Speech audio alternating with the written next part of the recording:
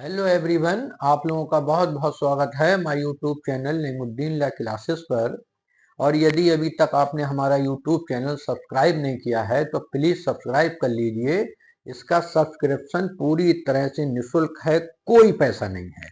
और चूंकि हम लोग इसमें भारतीय न्याय संहिता 2023 पढ़ रहे हैं, भारतीय न्याय संहिता 2023 आपका चाहे एलएलबी का एग्जाम हो, एपीओ का एग्जाम हो, पीसीएसजे का एग्जाम हो, एचजेएस का हो, नेट जेआरएफ हो, सब में ये भारतीय न्याय संहिता है। अगर आप वकालत भी करते हैं तब भी ये काम आती ही है। तो इसकी पूरी सीरीज हम पढ़ रहे हैं। तो अगर आप हमारा चैनल सब्सक्राइब कर लेंगे और पूरी वीडियो देखेंगे तो निश्चित रूप से ये चैनल भी आपके लिए फायदेमंद साबित होगा, ये वीडियो भी आपके लिए फायदेमंद साबित होगी। और कोई आपकी क्यूरीज है भारतीय न्याय संहिता से संबंधित या कोई लॉ से संबंधित, तो वो भी आप हमारे यूट्यूब चैनल के कमेंट बॉक्स में पूछ सकते हैं। तो आइए आज की वीडियो में हम जानते हैं भारतीय न्याय संहिता की धारा 309 को। ये एक चोरी और उद्दापन का गंभीर अपराध है। धारा 309 में लूट को डिफाइन करा गया है। लूट, रॉबरी, सुनने में लगता है अजीब सा अपराध है, भय जिसमें कारित हो, वो क्या है? लूट यानी रॉबरी है। कहा भी ये गया है सब प्रकार की लूट में या तो चोरी है या उद्यापन होता है। इसका मतलब चोरी और उद्यापन का भयंकर रूप ही लूट होता है। अब धारा 309 सब प्लॉट 2 में बताया गया चोरी लूट है यदि चोरी करने के लिए। इसी तरह से धारा 309 सब प्लॉट 3 में लूट उद्यापन है यदि अपराधी उद्यापन करने के लिए। तीन चीजों का भय आवश्यक होता है: मृत्यु, सदोष अवरोध और उपहति। अभी पढ़ेंगे, इसको समझाएंगे। स्पष्टीकरण इसका दिया गया है कि अपराधी का उपस्थित होना आवश्यक है या नहीं, ये स्पष्टीकरण में बताया गया है। दृष्टांत हैं ए बी सी डी, इनको पढ़ेंगे। धारा से 309 सब क्लॉज 4, जो कोई लूट करेगा वह कठिन कारावास से 10 वर्ष तक का हो सकेगा और जुर्माने से भी दंडनीय होगा, इसको भी समझेंगे। धारा 309 सब क्लॉज 5 है, जो कोई लूट करने का प्रयत्न करेगा, यानी लूट के प्रयत्न में कितनी सजा होगी, लूट के प्रयत्न को कहाँ बताया गया है, धारा 309 सब क्लॉज 5। यदि कोई व्यक्ति लूट करने में कुछ और गड़बड़ करता है लूट करने में ही, तो धारा 309 सब क्लॉज 6 में इसके लिए बताया गया है। अब फिर से हम यहाँ पर आते हैं।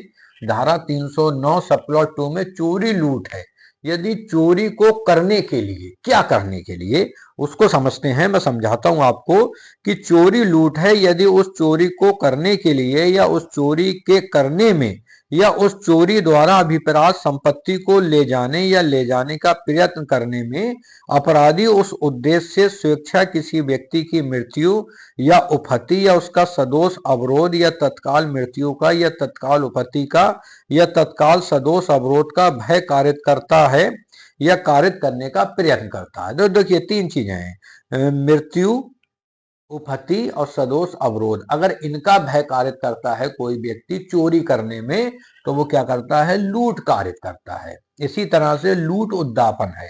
ठीक है, उद्दापन लूट है, मतलब अरे यार उल्टा लिख गया है, कोई बात नहीं।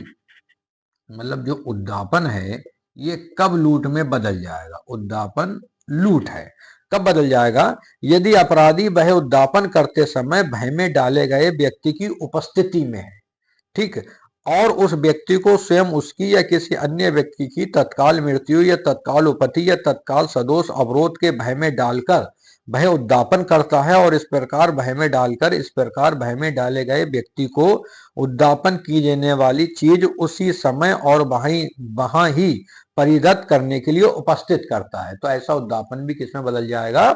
लूट में बदल जाएगा। अब इसका स्पष्टीकरण देखते हैं। स्पष्टीकरण क्या कहता है कि अपराधी का उपस्थित होना कहा जाता है यही वह उस अन्य व्यक्ति को तत्काल मृत्यु के, तत्काल उपहति के या तत्काल सदोष अवरोध के भय में डालने के लिए पर्याप्त रूप से निकट हो। जरूरी नहीं है बिल्कुल आमने सामने ही खड़ा हो, पता लगा इतनी दूर है कि गोली लग जाएगी, मतलब इतनी दूर भी है तब भी ये माना जाएगा वो व्यक्ति उपस्थित है। दृष्टांत देखते हैं। दृष्टांत ही आपके मेन है। मैंने ये भी कहा है वीडियो देखने के साथ साथ आप लोग बैरेक्ट भी जरूर पढ़िए। बिना बैरेक्ट पढ़े लॉ में गुजारा नहीं है। बैरेक्ट का पढ़ना ही पड़ेगा, और बैरेक्ट के दृष्टांत तो कंपलसरी है पढ़ना, तो हम भी पढ़ते हैं। दृष्टांत ए क्या कहता है? का या को दबोच लेता है और या के कपड़े में से या का धन और आभूषण या की सम्मति के बिना कपट पूर्वक निकाल लेता है। यहाँ का ने चोरी की है और वह चोरी करने के लिए स्वेच्छा या का सदोष अवरोध कार्य करता है, इसलिए का ने लूट की है। इलिस्ट्रेशन बी है, का या को राजमार्ग पर मिलता है एक पिस्तौल दिखलाता है और या की थैली मांगता है। परिणाम स्वरूप या अपनी थैली दे देता है। यहाँ का ने या को तत्काल उपस्थिति का भय दिखाकर थैली उद्दापित किया और उद्दापन करते समय वह उसकी उपस्थिति में है, अतः का ने लूट की है।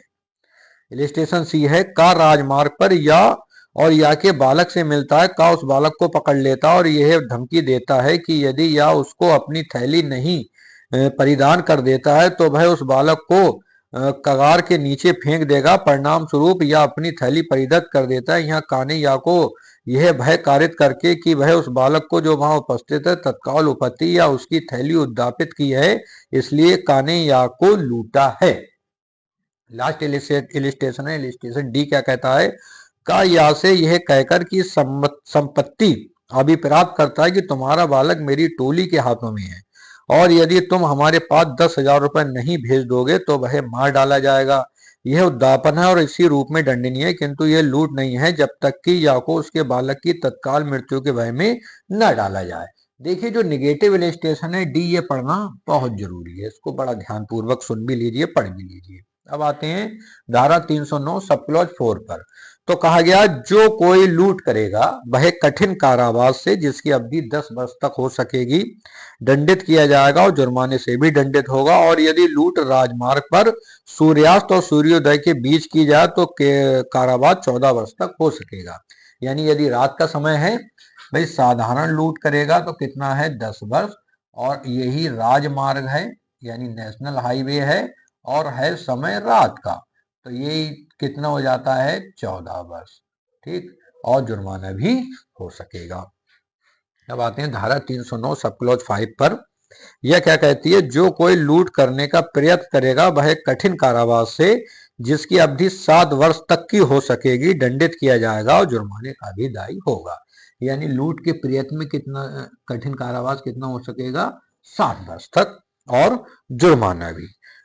309 सब क्लॉज 6 क्या कहती है, यदि कोई व्यक्ति लूट करने में या लूट का प्रयत्न करने में स्वेच्छा उपत्ति कारित करेगा तो ऐसा व्यक्ति और जो कोई अन्य व्यक्ति ऐसी लूट करने में या लूट का प्रयत्न करने में संयुक्त तौर पर सम्मिलित होगा वह आजीवन कारावास से या कठिन कारावास से जिसकी अवधि 10 वर्ष तक की हो सकेगी और जुर्माने से भी दंडित किया जाएगा।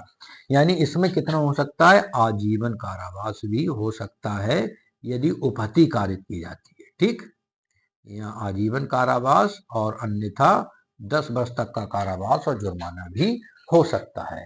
तो ये धारा 309 थी, पूरी लूट के विषय में है।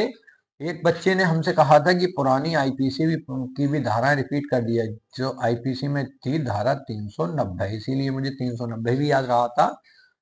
तो पहले जो लूट थी वो धारा 390 में थी, आज जो लूट है मतलब भारतीय न्याय संहिता में जो परिभाषित करी गई है वो धारा 309 में परिभाषित की गई है।